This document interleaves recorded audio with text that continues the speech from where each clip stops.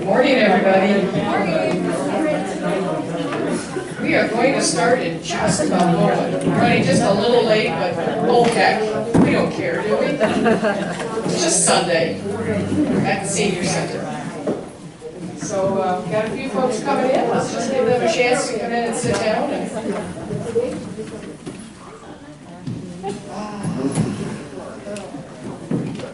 Good morning. Good morning, good morning, good morning. I want to welcome you to the Unitarian Universalist Fellowship, currently meeting at the Senior Center, right? We take pride in honoring the first people of Florence, the Siuslaw Indians, who strive to protect our environment, especially where we are today. We give thanks to the tribe, past, present, and future generations. At this time, I invite you to rise. We're going to sing our opening hymn, number 123. The words are in the program, and Jeff will play it, and we're going to sing it with gusto, shall we? Gusto. With gusto. Let's sing it really. Let's go. A little Latin beat.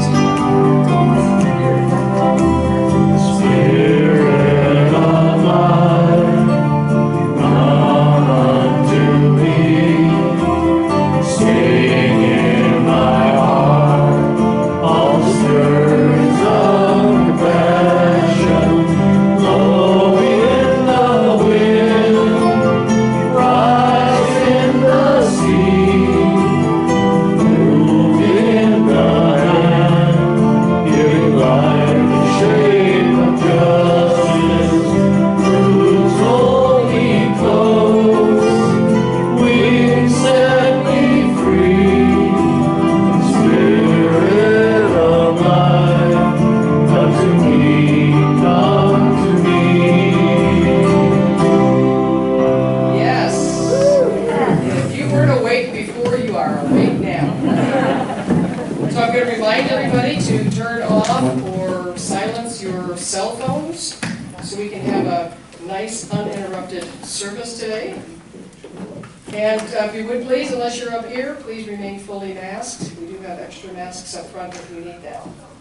So inside your program today, you'll see all the announcements and all the birthdays today. Woohoo! So now, is Mary Jane's birthday today, or was it 2 weeks ago? Today. Well, I know it's Deborah, I know it's Natasha, I know it's my Jennifer, and Ray, but I don't know when Mary's is. I had her down last week, so anyway. Yes? What's that? I think it's in a couple days, the 24th. I just had her down first, so anyway. Happy birthday, everybody. Happy birthday. Deborah, you're the only one here today with a birthday, so happy birthday. She said she's going to take the day off from doing work at the fellowship. So, well, what a slacker. I know. Also, you'll notice that we've got hiking on Wednesday, Cape Mountain. So meet at Foof at 10 o'clock and carpool or caravan. And then we've got our open house on the 26th. That's Friday, 6 p.m. to 8 p.m. And I think there are sign-up sheets on the table. Is that for food and beverage?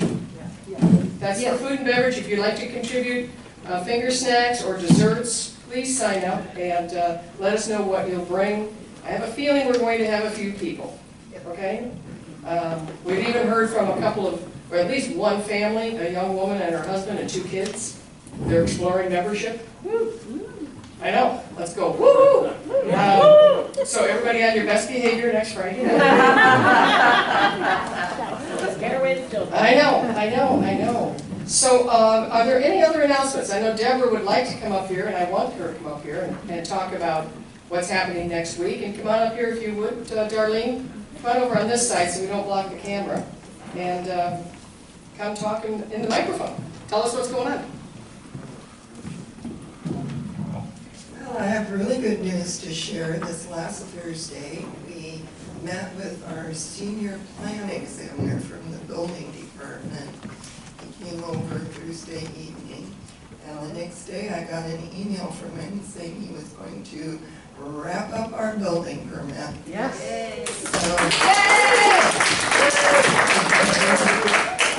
We were a little concerned about whether we were gonna get all our inspections completed by next Friday for the open house, but we're gonna be okay. So that means that today will be our last day meeting here at the Senior Center. And next week we'll be back at our own home building, back at 101 and UC Beach Road.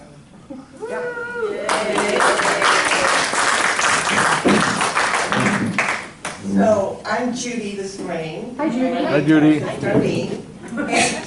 And we have some swing left voter letter packets over there on the table in the plastic box. And if you have one to return, please return it to me. If you would like any further of these, and I know a lot of you have taken some, let me know. These are just to urge voters to vote. That's all we're trying to do, is get people to the polls. And Nonpartisan. yeah. So we have more of these to do. Our campaign is to get 10,000 letters. Wow. From Florence. And we also have some time. So every week we're going to have these here for you folks who've all, not all, but some have taken these home, and just at your leisure. Write a letter to a voter, tell them why it's important to vote. And I must say, these are it's just a form letter. All you have to do is fill in a sentence and sign your name and address an envelope, right? Each one of these takes at most 2 minutes. So if you get a packet of 20, you're done in 30 minutes. So this is easy squeezy. Use a blue pen if you can. Easy, easy, easy. Come get a packet or 2 or 3. And I've got some at my house too, okay? Again, just encouraging people to vote. That's all. Thank you, everyone. Thank you, Judy. Oh, and thank you, Foo, for getting involved in this. Yes.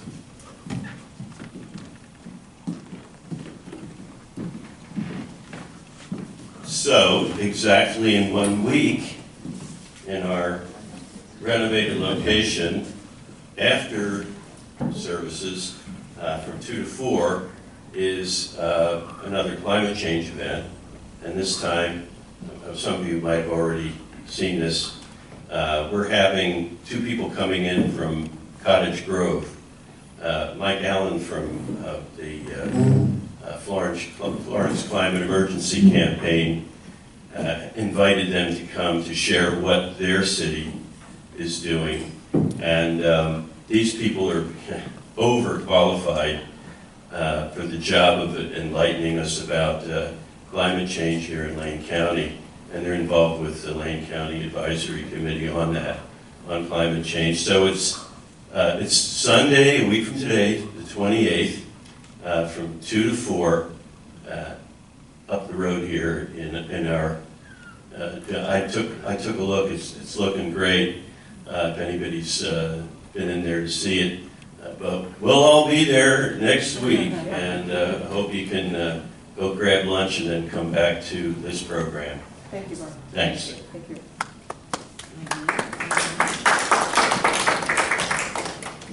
Hi. I'm sure that most of you have noticed a few people standing up here during the hymn on Sunday mornings. And I am not organizing a choir. I am not organizing a choir that's going to get together and practice. All I'm doing is Jeff gives us a song that whoever the speaker is that day, and he sends it out, and anybody who's interested can learn it, and then stand up here to help share. And so anybody who might be interested, please see me. We'd love to add a couple more people right now. This Sunday is going to be Mark and Tubia and myself. I'm sure that there's somebody else out here who has a voice that would like to come up. Thank you. Yay. Oh, thank you. I appreciate the applause. And the clipboard lady is back. That I have.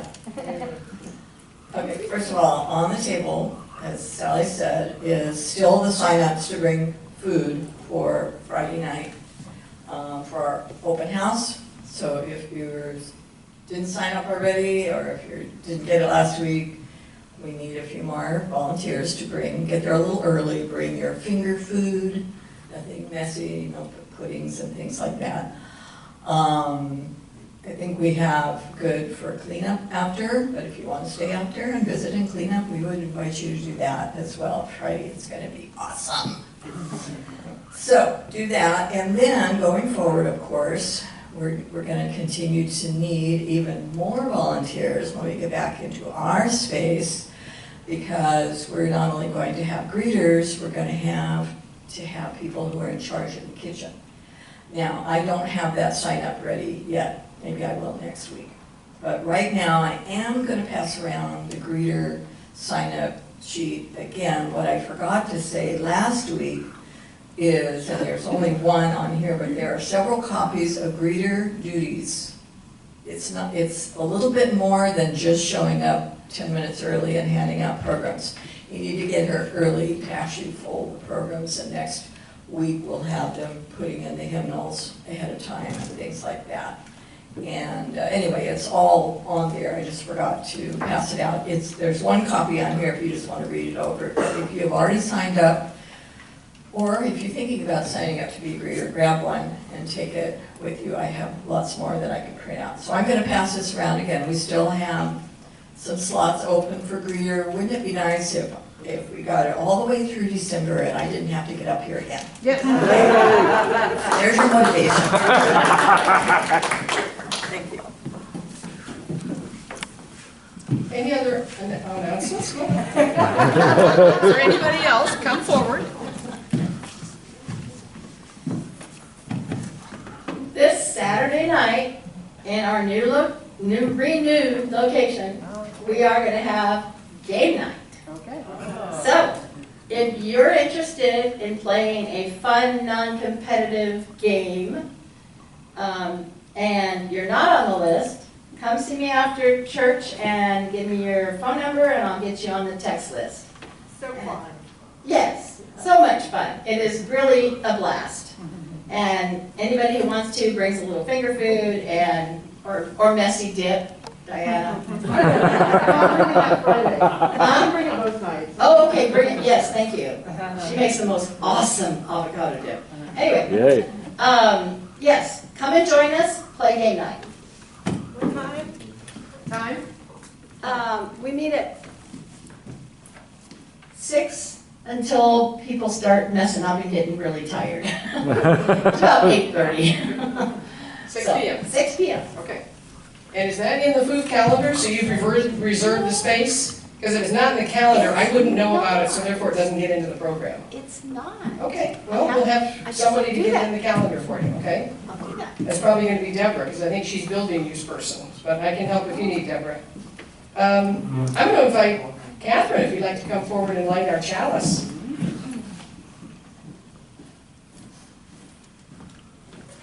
These words come from Katie Gelfand, and they're titled, "The End is the Beginning," which I believe is appropriate based on the decision to remodel our booth.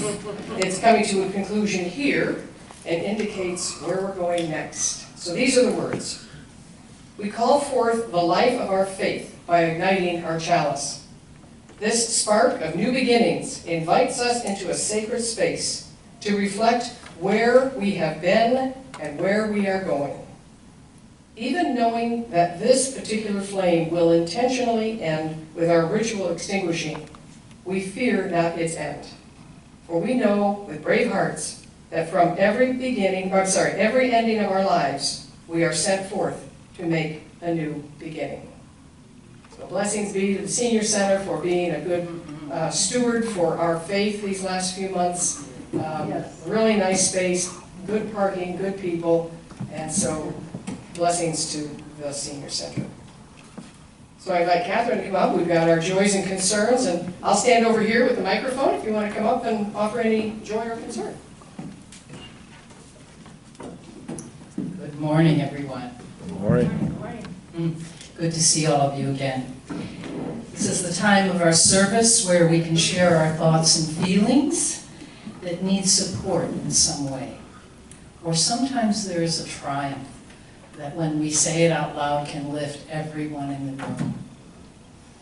I have one of each to share first. So I just returned from 2 weeks of wandering in California. It was my adopted state for 30 years. And one can see pictures of what's going on in climate change and, scroll past them on Facebook or whatever. But it is tragic and enlightening to see what's happening in the Central Valley. Acres of pistachio trees just laying over dead. Farms that, used to make, whatever, food for livestock and whatever, dust bowls.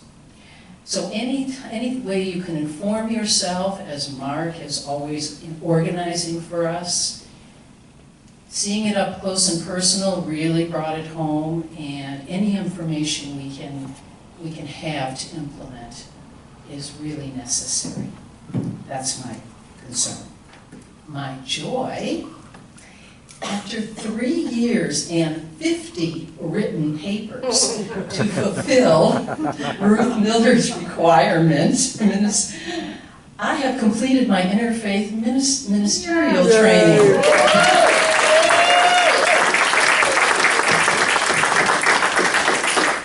I thought I was exaggerating when I would say, I said it in a women's group, oh, I wrote 50 papers, but when I counted them in the folders, there were 50 papers. I am grateful to Ruth for her patience with this sometimes resistant and procrastinating student. Anyone else? Please come up, and Sally will give you the microphone, and you can drop a shell You're going to drop your into the two? cleansing water. Yes. There's two on that side. I'm going to start on this side and drop one, and this is for Jennifer, my special person. Today she is 72, so she joins me in this great adventure.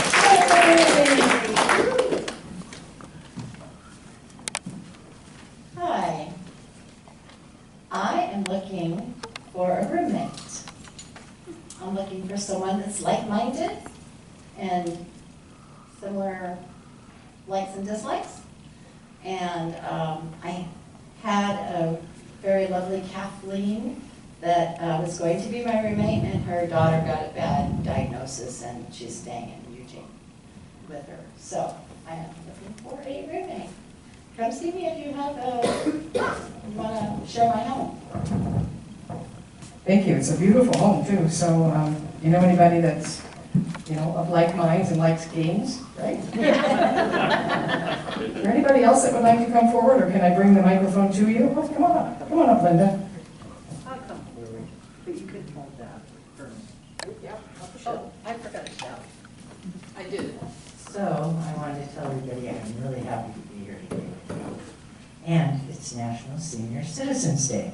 So, yay for us. Thank you, Linda.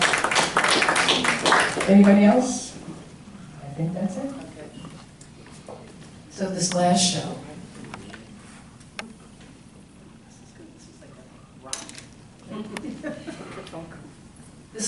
is for anyone we don't know about, those suffering or depressed and, can't communicate it. And those who are bursting with joy somewhere and thinking of us right now. I'll finish with, and we extend the arms of our loving community to you, whichever way you're feeling. You're one with us. I will finish with this poem by Kristen Corey, and kind of reflects my little journey going down there. Before I put myself back together, I spent some time among the ruins, a sometimes dark and magnificent and reflective place, where I got to know all the pieces of me. Blessed be. Before we do the responsive reading, I'd like to invite anybody who's here for the first time, if you would like to stand and introduce yourself. I didn't see anybody coming in that I didn't know, but then again, anybody for the first time? Hello. Hi, I'm Julie.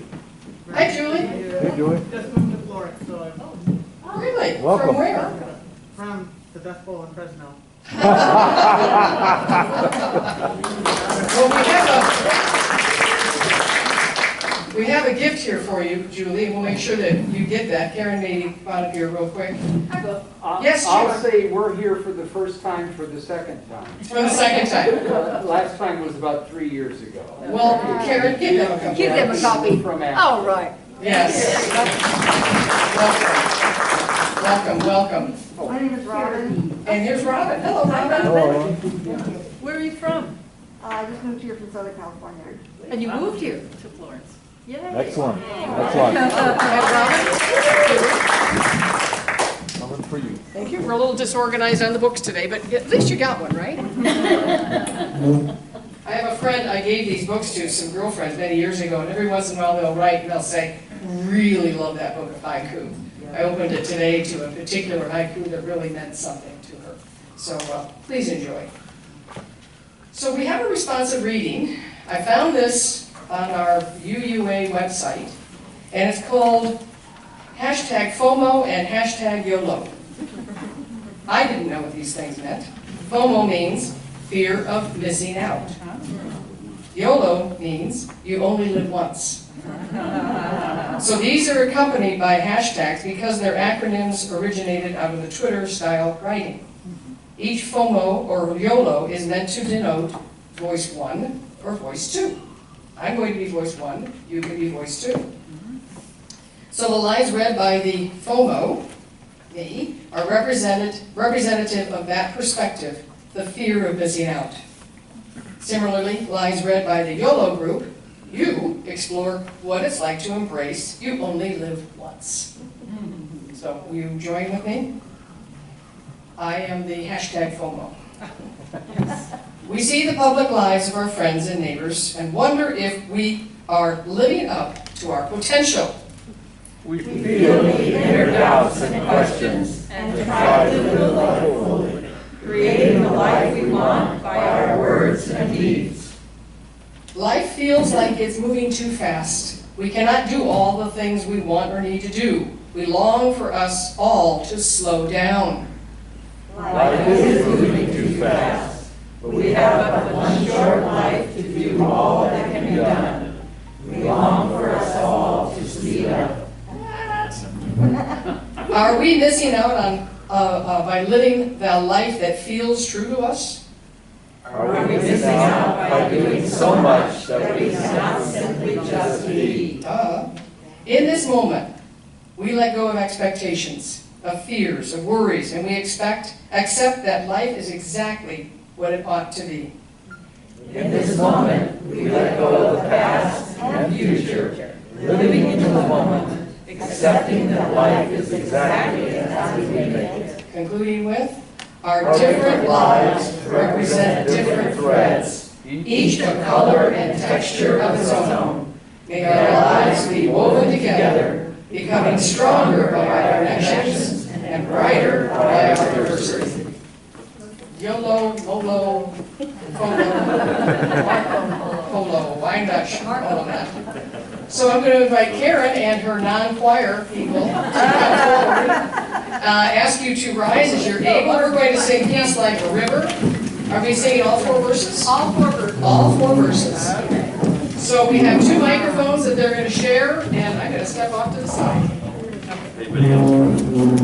Anybody else wants to come up here? You are welcome. No. This is not a choir. It's a trio. I am wearing an appropriate shirt for this song. Will you give us a little introduction, Jeff, please?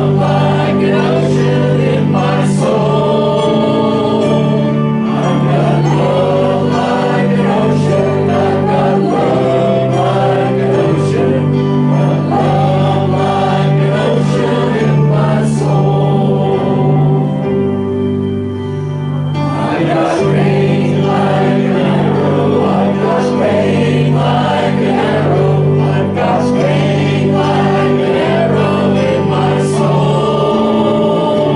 I've got strength like an arrow. I've got strength like an arrow. I've got strength like an arrow in my soul. Now in Hebrew.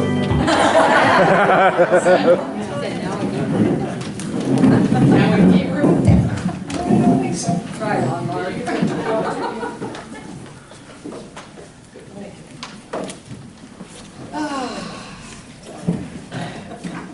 So we are so fortunate to have our lovely Reverend Donna Smith with us today.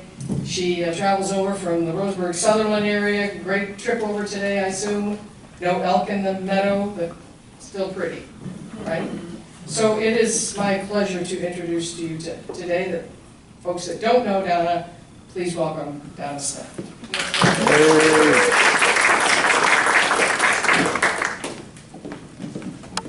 Make sure we got your microphone down to the level it needs to be. Right there. Can you hear me now? Can hear you. Yay! It's really nice to be back to see all of you again in this wonderful weather. I love this weather. Well, as I was driving by, the elk, I think, were in their forest sanctuary holding services this morning because there was none to be seen. And I can't blame them, you know, they're probably in their forest, in their meditation without gawking people and, you know, loud vehicles, so. But you know, occasionally I go by and they're holding their curbside services right there, and that's kind of fun. I enjoy that part. All right, so are you looking or focusing on the black dot? One day a professor entered the classroom and asked his students to prepare for a surprise test. They all waited anxiously at their desks for the exam to begin. He handed out the exams with the text facing down as usual. Then he asked them to turn over the paper. To everyone's surprise, there were no questions, just a black dot in the center of the sheet of paper. Seeing the expression on their faces, he said, "I want you to write about what you see there." The students, confused, got started on the inexplicable task. At the end of the class, the professor took all the exams and started reading each one of them out loud in front of all the students. All of them, without exception, defined the black dot, trying to explain its position in the center of the sheet. After all had been read, the classroom silent, the professor started to explain. "I'm not going to grade you on this. I just wanted to give you something to think about. No one wrote about the white part of the paper. Everyone focused on the black dot. And the same happens in our lives. We have a white piece of paper to observe and enjoy, but we always seem to focus on the black dots. Our life is a gift given to us by God with love and care, and we always have reason to celebrate. Nature renewing itself daily, our family and friends around us, the job that provides our livelihood, and the miracles that happen every day. However, we insist on focusing only on the black dots. The health issues that bother us, the lack of money, the complicated relationship with a family member, the disappointment with a friend. The black dots are very small when compared to everything else that we have in our lives, but they're the ones that pollute our mind. Take your eyes away from the black dots in your life. For what we give our attention to gets stronger. What we resist persists. So imagine if you went on a hike in this beautiful area, and on the trail you encountered a rattlesnake. Do you think that you would remember more vividly the rattlesnake or the beautiful scenery? Most people will remember the rattlesnake, and they will tell you about it over and over, won't they? Yeah. Because negative experiences tend to affect us much more than positive ones do. And this phenomenon is called negativity bias. The definition of that is, it is the tendency for humans to pay more attention or give more weight to negative experiences over neutral or positive experiences. Even when negative experiences are inconsequential, humans tend to focus on the negative ones.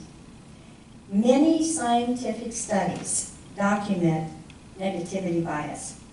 For example, in behavioral economics, people tend to avoid choosing options that might result in loss. The bad feelings from losing $20 are much stronger than the happy feelings of finding $20. In social psychology, impression formation has been shown to affect negative traits disproportionately. In an election, we're more likely to vote for a candidate not because of the candidate's personal merits, but because of the negative information about the opponent. This seems the opposite of what we would think, doesn't it? However, in an election, what do you tend to focus on? The one that you don't want elected. Isn't that right? That's the one you talk about all the time. That's what you give your attention to all the time. And guess what you're doing? You're giving your attention to what you don't want, and guess what happens? You get what you don't want. Because that's where you're putting your attention. And people don't understand that. So it's very important that we remember that what we give our attention to grows, and what we resist persists. Now, think about the many compliments that you have received from your friends and colleagues. Now, you probably felt, very flattered at the moment, but then that was it. You went on your day. Compare that to even a single snide remark. It probably affected you more deeply, and it consumed your thoughts for quite a long time, maybe even days, right? Or even years. That happens for even years. To quote Linus, the Peanuts character, he said, "Good things last 8 seconds. Bad things last 3 weeks." When I was a full-time minister at the Unity Church, generally everybody liked my talks and everything, but on the odd occasion that one person would say they didn't like something about the talk, guess what I took home with me? Guess what I took home with me? Not only that, it would keep me up, and I would be thinking about it all night. Well, I don't do that anymore. I have learned my lesson. On Mother's Day, I gave the talk at the Unity Church, and in walked the CEO of Avicella, my boss, his wife and 2 boys. I didn't even know they went to church. They didn't know I was giving the talk, but here they were. And Greg asked me, he says, "Are we making you nervous up there?" And I could honestly say, "No, I've come to learn that you either like it or you don't, but hopefully you'll get something out of it." And I wasn't, I wasn't nervous at all. And it turned out very nice, and they enjoyed it, and all was well. So why are humans attuned to the negative?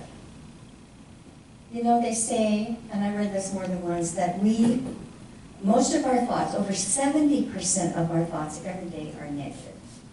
70%. Bad news or negative traits signal danger. From an evolutionary perspective, learning to identify potentially hazardous situations was vital for survival, especially in those harsh environments with all the predators. Now, today, we don't have those wild predators as a threat, mostly, but we have other threats that have developed in our humanity and our world, haven't we? And we are still wired for self-preservation. Now, just think about it. When you hear of something negative that has happened, are you not drawn to it like a magnet? You hear something on the news and don't you just keep watching it and reading about it? Do you think about ways that you can avoid having that happen to you? You know, what if you're watching a news report that someone, broke in and stole something from somebody or even killed them? What are you thinking about after that? You're thinking about all the ways that you can protect yourself from the same thing happening. That's not bad. I'm not saying it's bad, but isn't that where we go? We want to protect ourselves from that. And thereafter, if you get a knock on the door, boom, what your first thought is, oh, I wonder if that somebody's trying to get in and rob me. You know, we went to school with a wonderful man, Jim Boyle, and he moved to Portland. And one day he and a friend were out in this place where you can target practice. It was up in the hills somewhere. And two men drove by in a car and shot them. And Jim was killed. After that, my husband and I both, every time somebody knocked on the door or something, we would jump and wonder what that was about. We would not go outside until we looked around. And we lived on top of a mountain, you know. But what was really interesting, we would go to like grocery store or any place, we'd sit in the car and look around before we got out because we were wondering if it was safe. So those are how those things affect us. And yes, that's part of our self-preservation, and we need that, of course. And it took quite a while for that to go away. It was kind of one of those things where all of a sudden you realize, oh, I'm not doing that anymore. But that was the processing part, and that's how those things affect us. Do you remember when the duck boat was sunk at Branson, on the lake there? I think it was like 7 days prior to that, I was on that boat. I had been there and was on one of those boats. And when I saw that, I could not let go of it. It was almost like these were my relatives or something. It was so personal because I'd been there and gone on that. And that affected me for a long time because I was processing that grief. I was living it with them almost because it was so familiar to me. And that's a mourning process, which is very good. We must go through that. But in contrast, just in contrast, if I had read about the duck boats and seeing everybody have fun, I would say, oh, that's great, and then I would totally forget about it. But when that tragedy happened, you don't forget about it. It just affects us so deeply. And this is why our media reports mostly negative things, because the editors know that these stories draw our attention, and they do a good job. We think about the negative things that happen in our world, and they do affect us, and they could affect us for a very long time. Now, if you've had a lot of negative experiences in your life,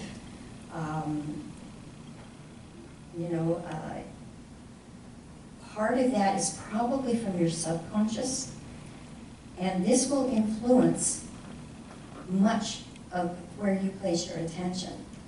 Because when those things come up from your subconscious and you're not aware of it, they do control your life until you figure out what's happening.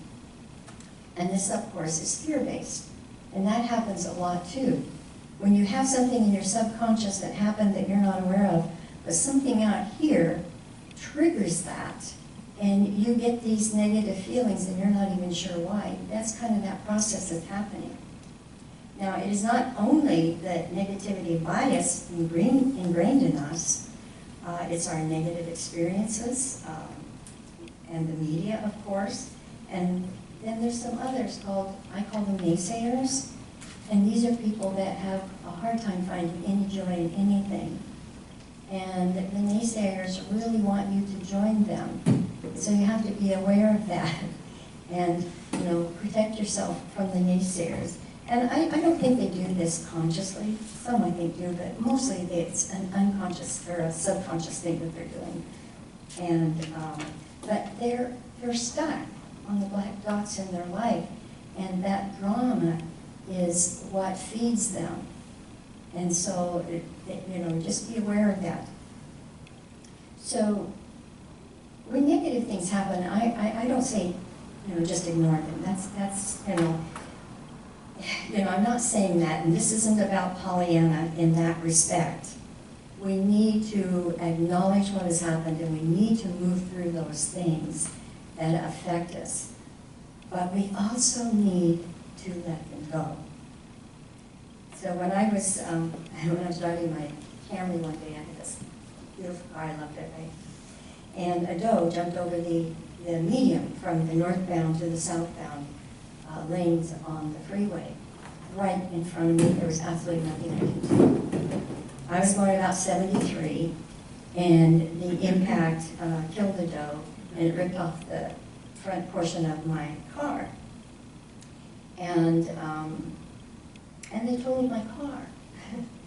So, I went through this focusing on the black dot quite a while there, a few days, because, the black dot to me was, I had killed an animal, number one. I lost my car, and it was paid for. I just paid for it. And now all I could think of was, now I'm going to have to buy another car, and I'm going to have to use my play money to pay for it, right? And I really enjoy my play money, and certainly not for buying cars. But mostly, it had changed my life, and I felt this loss of control. All of my plans, my car is paid for, and all of this was gone. Now I had to change my plans. And losing that feeling of control was probably the biggest thing for me. So I was focused on that for a while. In fact, one day I could do nothing but just sit home and cry about all of this. Which probably actually was a good thing. But then I came out of it. I did. I started looking at, the better things that happened there.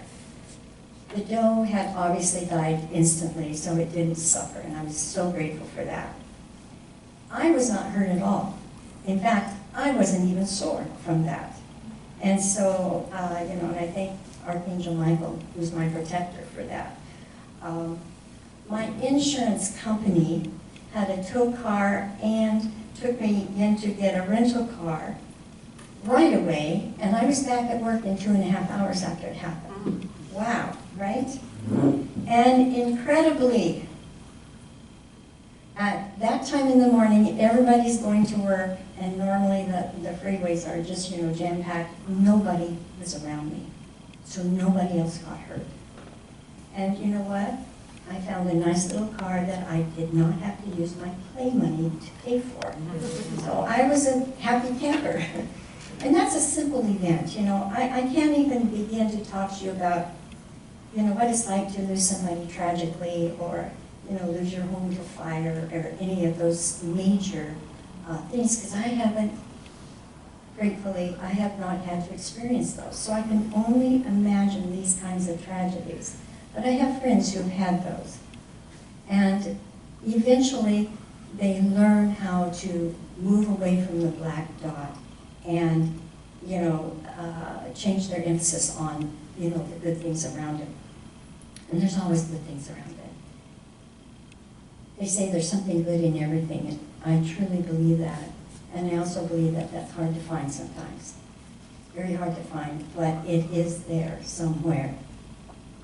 So, I know that we all too well know the effects that the negativity bias can have on our lives. People who are always negative can be very hard to live with, can't they? Yeah. Recent studies showing the growth rate of depression in our society are very disturbing, and guess what? A lot of it is our children. It seems that all too often it is far easier to plunge into negative thinking and fear than to look at the silver lining in the clouds. And there's always the sun behind the clouds, isn't there? Now, there is so much more white than dark, no matter what it seems like in the outer. In fact, we're seeing the dark because there's so much more light, we can see the dive because we turned on the light. I think I talked to you about that before. You know, we turned on the light, oops, now we see all the dirt, right? So now we need to clean up the dirt, and that's kind of what's happening. So that's a good thing. That's a good thing. But people are doing wonderful things out there. I look at this congregation and the way that you support the congregation, each other, your community. It's amazing. And so I want you to just imagine that what you're doing here is happening all over the world, and it is.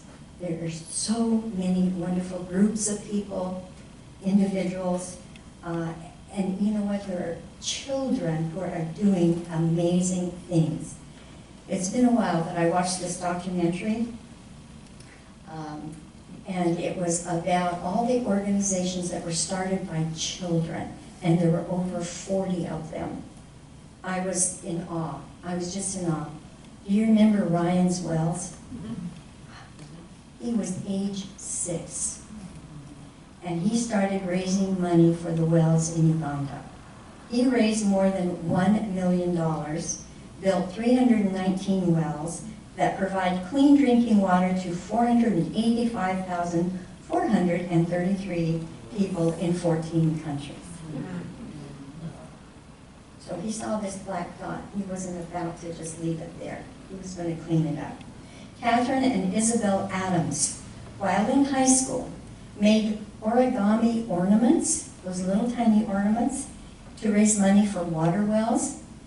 In the first 5 years, the Adams sisters raised over $825,000 and helped fund over 100 water projects in 12 countries. With those little tiny origami things, that much money. I thought that was amazing. Alana Wall, age 10, she paints nails for hospital patients and those with special needs because she wanted them to feel beautiful. Alicia Fredrickson, when in high school, began teaching jewelry design to village women in India. And the list just goes on and on. And so these are people that see the black dot and then do something about it, instead of just, you know, moaning and groaning over the black dot. So how do we release the grip of the black dot and move into the white page? How do we do that? Mindfulness and awareness. What are you thinking? What are you saying? What are you doing? You know, open your eyes. What's going on around you? Investigate your beliefs. Are they handed down to you and you're just accepting them? You know, here's where you have to kind of be honest, really honest with yourself. Are they really working for you and for all the others around you? And again, your focus and intention. Now this takes some time. You know, you can actually rewire your brain paths. And science has shown this. There's all kinds of evidence that we don't have time to go into today. But it's kind of like walking through a field of wheat. You walk through it once, nobody will ever know you did it, right? You walk through it a few more times, and oh, there might look like a little path there. Eventually, there will be a path there, and you will see it. The same thing happens in your brain. And what happens is you go there first. So you can rewire your brain to go first to those thoughts that you want, instead of going to the negative thoughts. And that's how it works. You keep changing those messages until you get the ones you want, and they appear right away. That's kind of the science behind affirmations. Unity uses affirmations and denials. And if we affirm, affirm, affirm, we're literally making a new path in our brain. Go within, go within. That's where you find your guidance, that's where you find your wisdom. And you know, that's going to help you get through all of those black dots that happen in our lives. And we all have them happen. And lastly, but certainly not least, gratitude. Be grateful for everything in your life. Before I get out of bed every day, thank you for this, this, this, and this, and this. It helps me on my way for the rest of the day. Rick Hansen, a neuropsychologist, was on TED Talks and was talking about turning experiences into happiness within ourselves. Hardwiring happiness, he called it, instead of fear and negativity. His method uses the acronym HEAL, H-E-A-L. H, have a good experience. So think of a past experience or create something right then so that it will be a really good experience that you can focus on.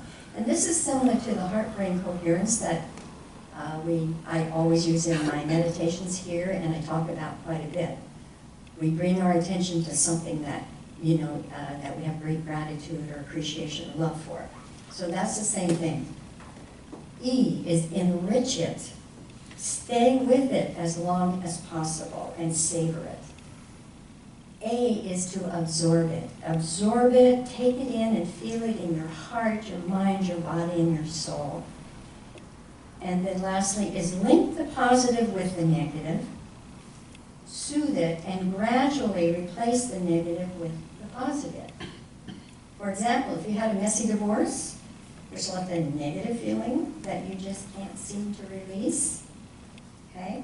And all of a sudden you have met this wonderful person who is now in your life. So you focus on that wonderful person and the good experiences that you're having. You enrich it, you absorb it. And then, with this wonderful new experience, think about the divorce and realize that the divorce was for your highest and best. It made it possible for you to meet this new person. So wow, thank you, divorce. Have you ever heard anybody say, thank you, divorce? Not too many. I haven't, actually. I do know somebody that did that. It was, in fact, they celebrated the divorce. And that's a wonderful way to do it. But then you can let go of that negative association with that particular situation. This is not about covering up. It's about taking control of your brain and to change it, your thoughts about things. We notice the negative so that we can process it and change it. Okay? We're not denying anything. We are taking back our control, though, so that we can learn from these things and move forward. Rick Hansen says that it is a gradual build-up that may take some time, like walking through that wheat field example that I shared with you. He says the little things are important. There's a Tibetan saying, if you take care of the minutes in your life, the years will take care of themselves. And so use those minutes in your life to hardwire happiness into your brain. So I want to close this morning with a story that I think brings home the message. There once was a woman who woke up one morning, looked in the mirror, and noticed she had only 3 hairs on her head. Well, she said, I think I'll braid my hair today. So she did, and she had a wonderful day. The next day she woke up, looked in the mirror, and saw that she had only 2 hairs on her head. Oh, she says, I think I'll part my hair down the middle today. So she did, and had a grand day. The next day she woke up, looked in the mirror, and noticed that she had only 1 hair on her head. Well, she said, today I'm going to wear my hair in a ponytail. She did, and she had a fun day. The next day she woke up, looked in the mirror, and noticed there wasn't a single hair on her head. Yay, she said, I don't have to fix my hair today. All right, so let's put our attention off of those black dots. So would you like to join me now in meditation? Just a short meditation. So let's just breathe. Bring ourselves into that heart-brain coherence that is so beautiful and so healing. So as you breathe and relax your body, bring your attention to your heart.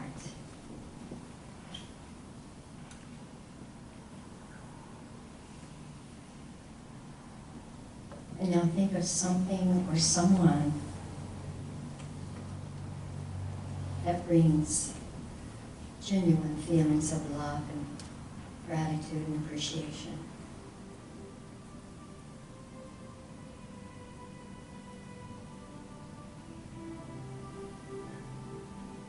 takes you right into the white, the light.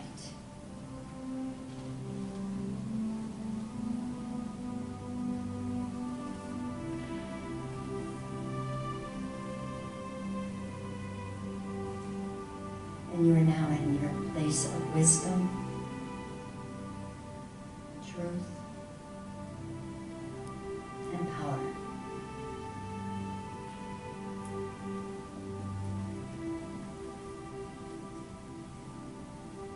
This is where you want to go when you encounter one of those black dots.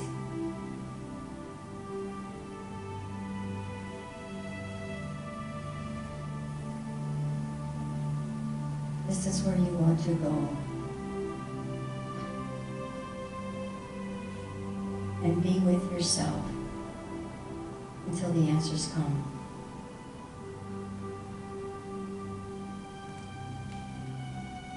So be very kind to yourself when you go there and think about those things. You have tools. And maybe today you have newly found tools that help you in that inner wisdom and guidance, to help you move through the dark into the light.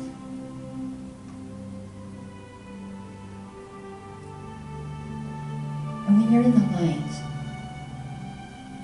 you realize that the black dots had a purpose. You thank them. And then you move on.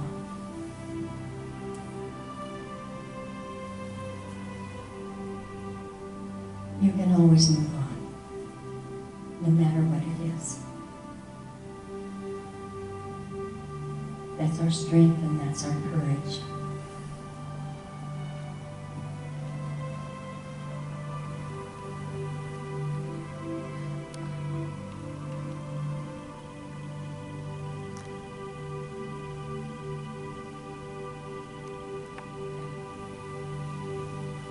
So as you slowly bring your awareness back into this room, I invite you to look at your life with your spiritual eyes.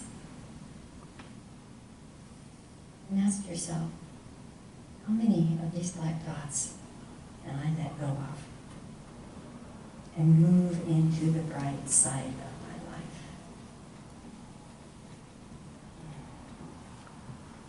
So when you're ready, come back. Wiggle your toes, wiggle your hands.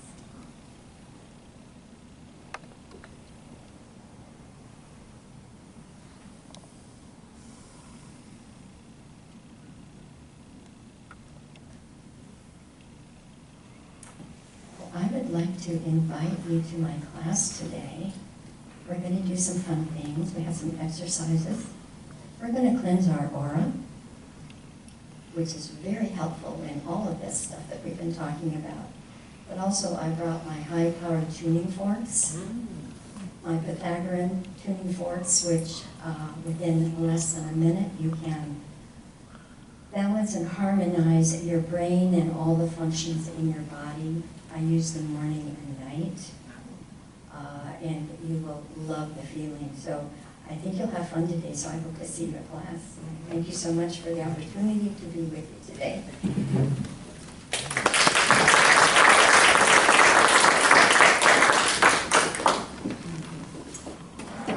Thank you, Donna. Yeah, class will begin when service is over, as we're still mingling.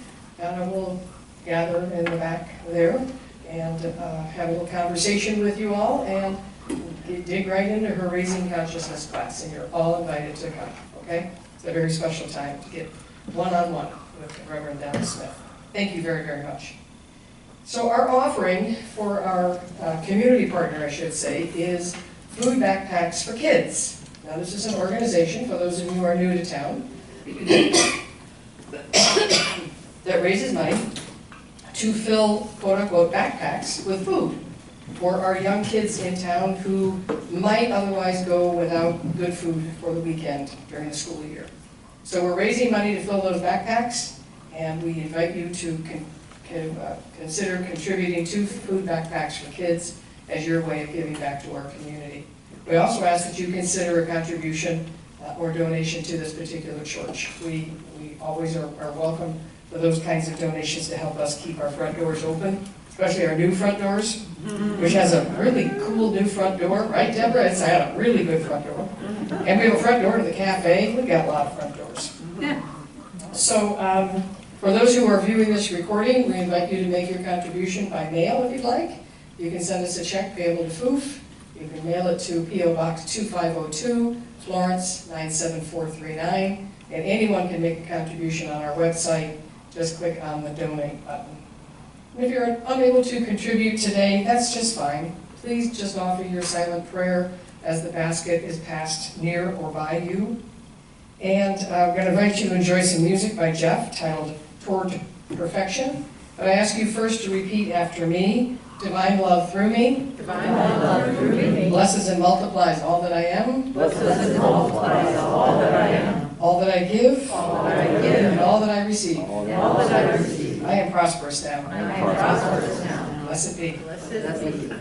So I'm going to ask Karen, she'll walk through, and you can make your contribution on one side or the other. One's for food, and the other is for backpacks for kids, and Jeff will play this beautiful music.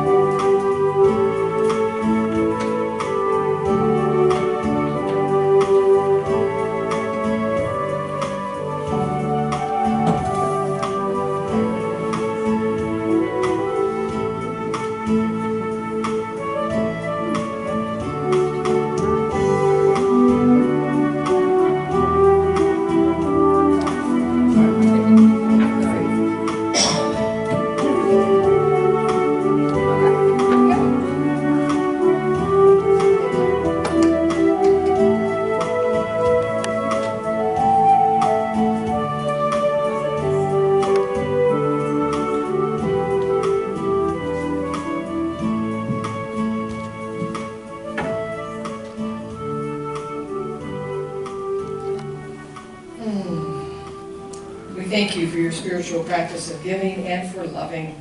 Your contributions and love are received in grateful appreciation. I invite Catherine to come forward. Although our flame has been extinguished, I'm not sure how that happened. We're going to pretend it's lit. And we're going to put it out. Stop looking at We the don't back have dog. the thing. We actually don't have, oh, here it is. There it is. Well, yeah, let's just virtually going to put out this candle. And these words I just love. They're from Cynthia Landrum, called Be True, Be Well, Be Loving. We leave this gathered community, but we don't leave our connection, our concerns, our care for each other. Our service to each other, to the world, and to our faith continues. Until we are together again at our new location, friends, be strong, be well, be true, and be loving. So we're going to conclude with our peace song. The words are on the back of the program for those who don't know this particular song. We close every Sunday by singing the peace song. We gather around the tables as best we can, holding hands, locking arms if you feel comfortable to do so. Jeff will lead us in the peace song, and please remain afterwards. Continue your discussion with the people you've just met, and join Donna for her class on raising consciousness. So, Jeff, you going to be with us?